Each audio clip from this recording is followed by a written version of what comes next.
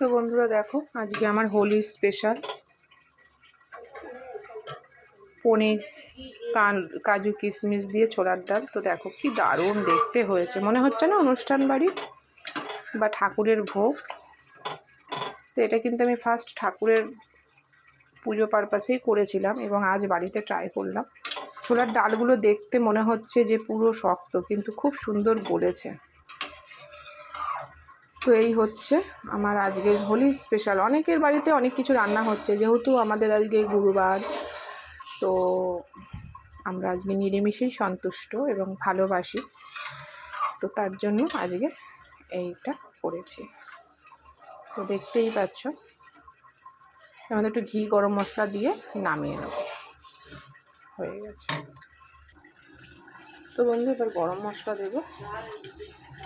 তো এই হলো আজকে স্পেশাল ডাল, হোলি স্পেশাল।